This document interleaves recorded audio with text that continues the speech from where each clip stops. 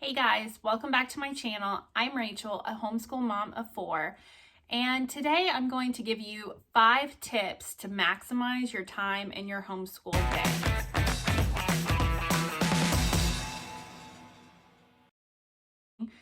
I had no idea when I started down this journey that procrastination would not be possible if I ever wanted to do anything else besides homeschool in my day. And that includes playing with my dogs, doing the grocery shopping, spending time with my husband, cleaning the house, getting the laundry put away. So I knew I had to get better with my time management skills if I was ever going to make it as a homeschool mom and continue to keep the schedule of my duties that I take care of at my house and to fit in some me time. It is so important to make time for yourself as well as your husband and your kids in your house. And before I developed some strategies to help me maximize my time in my homeschool day, those were not happening. I was not spending any time on myself. I wasn't spending time with my husband. There were many nights that I was not putting my homeschool stuff away until close to 8 o'clock at night. So obviously I was not able to do laundry. I was behind on all of my chores at home. I was behind on my grocery shopping list. We were eating out way more than I wanted to because I didn't even have time to wash dishes and do the typical things that needed to be done. So I am hopeful that after watching this video, I can give you all some of my tips that I used to help us get into a better routine. So grab some coffee and let's get into it. Okay, so for my first tip, it is to minimize all distractions. And I do not mean just distractions for kids. Obviously, you want to take away all the distractions from your kids when they are learning. But this was a hard one for me because I didn't realize how much I was distracted myself. I have a really bad habit of keeping my phone with me everywhere that I go and checking it out of habit way more frequently than I should. So I started to put my phone on the charger in my kitchen with the volume turned up in case anybody needed to get a hold of us. But I leave it there from the time we start our school day at 9 a.m. until we are completely done with our school stuff. Because I know that my kids can tell when I'm distracted, it distracts them. And it takes time for me to refocus on what I'm trying to teach when I take a break and I'm talking on the phone or I'm answering text messages. And that's just not fair to my kids. That's not fair to our homeschooling experience. So I learned pretty early on that I had to minimize all the distractions for myself as well as my kids. So I definitely think by getting rid of all of your distractions for both kids and mom, I feel like you both are able to be 100% present in what you guys are doing as a family. The kids know that they have your full attention and that you are not going to wander off and be somewhere else. Because like I've mentioned in my previous videos, one of my daughter's problems with public school was the lack of one-on-one time. So it would be doing her a huge disservice if she was getting a lesser amount of time with me because I was distracted doing everything else. My second tip for maximizing your time in your homeschool day is prepping the night before. I was never one to prep my things the night before, but I found out that it made my days go so much smoother by having everything laid out and having all my copies made, having all of my lessons prepped, and the art supplies out that I was going to need, the books that I'm going to need that we will be reading with our curriculum for the day, as well as any teaching manuals, sticky notes, rulers, foam pieces for math. I have everything put in my cart for the day, and I plan on doing a video to show you my routine for the day and how I plan everything and how I keep everything organized. So be on the lookout for that. But I love utilizing my cart. I get my cart completely prepped in the mornings or in the evenings before my school day the next day. So it is all just right there and I don't have to go hunt for things. I can just get it right off the cart and it's right there. So that has made all the difference just by getting everything prepped the night before. If I don't have things prepped, then my kids are just sitting there and they're waiting on me, and it puts our school day back even longer than it would have been had I had everything prepped. So I like to make things easier, not only for myself, but for my kids, because when I am ready and I'm prepared, I feel like my kids can feel that energy and they are prepared and they feel like ready for the day. My third tip to maximize your time in your homeschool day is to teach your youngest kids first. I am currently homeschooling a second grader, a kindergartner, and a preschooler. So obviously my second grader has a much longer attention span than the kindergartner, and my kindergartner has a much longer attention span than my preschool kid. My kindergartner is not as good at reading directions to his math worksheets or to his reading assignments. So if I am spending the time with my oldest child first, then my kindergartner is just sitting there unable to do any of his work or assignments. But if I start with my kindergartner first, my second grader can read directions for her math worksheet. She can read directions for her writing prompts for the day. She is much more capable of getting things started on her own. So I did want to show you, I purchased these simple clipboards for all of my kids. I love utilizing these in my school day. Whenever I'm working with my youngest child first, I always pull out a clipboard, and I usually have several different fun sheets that my second grader can work on that are not part of our new lesson. They may be math facts from our lesson the night before. They might be art color sheets. They might be some writing prompts that she can complete on her own. It really just depends kind of what we're working on. Sometimes they even go with our unit study that we're focusing on, but my kids really love the clipboard ideas, so my second grader can utilize those while I'm working with my kindergartner. And then whenever I switch and I'm working with my second grader, I do much easier age-appropriate worksheets for my kindergartner, usually writing practice to practice his letters, name practice, connect the dots, and color worksheets, things that he can do and feel confident with, scissor practice, all those types of things I like to add into my clipboard. So it makes our time go much smoother, I think. So I definitely think that focusing on your youngest child first seems to help with our time efficiency. Like I said, my second grader is able to work on her assignments that she can focus on her own. And then when she's done, if she is still sitting there and I'm not in a place to quit with my lesson teaching for my kindergartner, I pull my clipboard out and then she can do some extra fun practice that reinforces concepts that we've already worked on. My fourth tip for maximizing your time in your homeschool day is routine, routine, routine. Now, I do not say schedule because I do not really like the word schedule. I don't necessarily like to schedule things to happen according to time in the day, because sometimes if my kids and I go down a rabbit hole in learning, it can push our day back, but that's okay to me, because if they're really into what we're learning about and they're asking questions and we are enjoying it, sometimes it does cause our lessons to run a little bit long. So I don't like to try to stick to things on a time schedule, because if we are enjoying it, or even if they're having a harder time and I'm having to spend extra time with one child to kind of re-explain something that maybe they're having trouble with, I don't like putting the stress on them. I don't like putting the stress on me that everything has to be done by a certain time.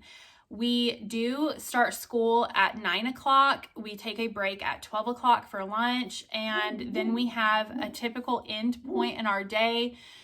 which is around the time that my husband comes home from work.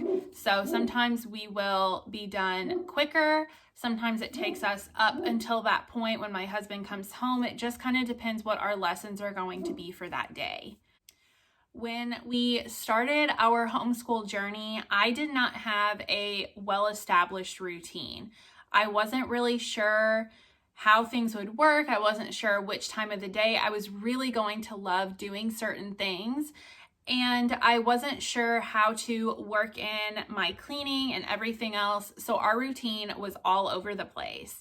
When we first started our homeschooling journey, we didn't have a set time that we started, and it was just kind of whenever it happened, it happened.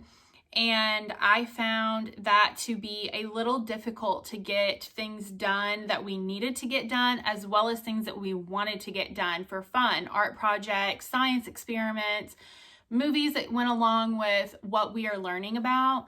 So I quickly realized that we needed a routine, that my family thrives on a routine, and it has worked out much better for all of us. The best thing that we have implemented in our routine is actually our evening routine. So we will eat dinner as a family, we get our kitchen cleaned up, we will get the food put away, we will have family time to play games or watch a movie together. And then the kids know that 7 o'clock means that we need to start calming down and we need to start finding things that we can do for the rest of our evening that is in a quieter tone and that doesn't cause the babies to get super worked up and excited. I typically like to utilize that time to work on some of our unit study work.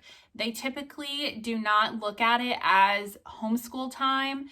Right now we are doing a Black History unit for the month of February. So I have several books that we are working on just like this that go over several different people in Black history that are influential. So in the evenings before bed, we really like to pull these readers out and read about different extraordinary people together as a family.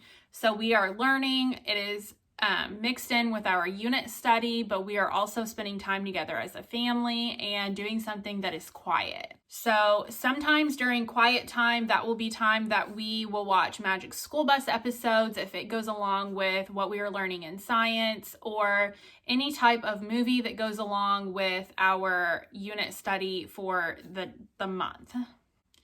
And then at 8 o'clock is the time that the kids have to be in bed, but they are able to take a book with them to bed. I have a basket that I keep on a table in our schoolroom. They are age-appropriate books that are easy for both my second grader and my kindergartner to read. And then by 8:30 is basically lights out, and the kids are typically expected to be asleep by usually 9 o'clock. Sometimes that obviously doesn't happen because who with 4 kids, or really even any amount of kids, can get their kids to bed at the same time every single day? It doesn't always happen, but that is what I strive for, because if they're having a hard time falling asleep, at least they are in bed early enough that they are not up at midnight still working on it. The kids are awake by 7 o'clock in the morning. That gives them plenty of time to get up, make their beds, get dressed for the day, brush their teeth, eat breakfast, and do what chores they are expected to do during the daytime. I found when we started our homeschool journey, I was either starting too late in the day and they were getting tired by the time we started our day, or I was starting way too close to the time that they would wake up. Like I would let them wake up at 8:30 and then I would want to start by 9. So I have found that by getting them up at 7 o'clock and having a couple of hours prior to starting our school day, they are able to be awake by the time we start school. No one's tired, nobody's in a bad mood, and everybody is dressed and ready for the day. And my 5th tip, and this is one of the most important tips, honestly, in my opinion, it is that a cluttered space equals a cluttered mind. I have found that when my environment around me is super, super cluttered, then my mind is cluttered. I cannot focus on teaching. The kids don't focus on learning. When our schoolroom is a mess, when our kitchen is a mess, when our living space is a mess, we are not as comfortable. We're not as relaxed. We're not as ready to go on with our day. Because if we are sitting at the kitchen table doing school and I look around and my whole kitchen is a mess, all I can think about are the dishes that need to be put away, the floor that needs to be swept, the appliances that need cleaned. And the same goes for our schoolroom or our living space and our living room. If those places are super cluttered with toys and blankets and pillows and cups and who knows what, then my mind is focused on getting all of that picked up, and the fact that I can't stand to live like that. So my focus is more on my house and not on teaching the lesson that needs to be taught. And I have found that my kids thrive better in a clean room. They always tell me, Mom, I feel so much happier when my room is clean. I want to be in there. And so I think that they feel the same way I do. Like, you want to be in an environment that's clean. You want to be in an environment that's functional. And when you have so much clutter out that it affects the functionality of your home, it doesn't make for an easy school day. There is plenty of time after we get the house picked up for the day and all of our school stuff put away. There's plenty of time for me to prep the next day, as well as spending time with my kids and my husband and watching TV together or playing a board game as a family. We always have time in the evenings to do things together. In the beginning of our homeschool journey, there was never time for any of that. We have now maximized our amount of time in our day so we can get our school done throughout the day. We can do the fun things that we want to do throughout the day. We get our cleaning done for the house. We spend time together as a family. I'm able to prep for the next day. Obviously, some days do not work like that. Things unexpectedly come up for everyone, and I don't think you can necessarily anticipate when those things are going to happen. So when we do have those days, we just, do our best to keep chugging and to accommodate the changes in the day, and then we just go back to the routine the next day. But overall, we like to stay consistent because, like I said, clutter-free space, clutter-free mind. I think that it is so important to have like an open, happy mind and to not be stressed out and bogged down with everything else going on in your environment to where you can't even focus on other things. So that's all for today, guys. I hope that I gave you some helpful tips on how to maximize your school day. Obviously, every family is different, and what works for one family doesn't always work for the other family. But like I've mentioned before, the beauty of homeschooling is that you can work your day to fit for your family. I think that it's important to write down all of the obligations that you and your children both have so you can effectively make a a routine that works for your family. So if you know that you are going to have to incorporate extracurricular activities, if you know that you work 60 hours a week, if you know that you have vacations that you are going to plan, or if you are part of a blended family and that your children are going to be going to another household for the week or the weekend or whenever it may be, it's important that you take those into consideration when making your routine. But I think all of those tips can really apply to any homeschool family, no matter what differences you may have. Your routine might look a little different, what time you wake up, what time you start school. But I definitely think having a routine is important for all families, no matter what you are trying to work together in a day. So thank you guys so much for being here with me. I really appreciate it. I hope that I was helpful. If you have any comments about your routine, or if you have found things that have really worked for you that maybe I did not list in this video, feel free to leave them down in the comments below for any other homeschool moms or dads who may come to this video and read the comment section for help on their own. I hope you guys enjoy the rest of your day. Hit that subscribe button, like this video, and I'll be back soon.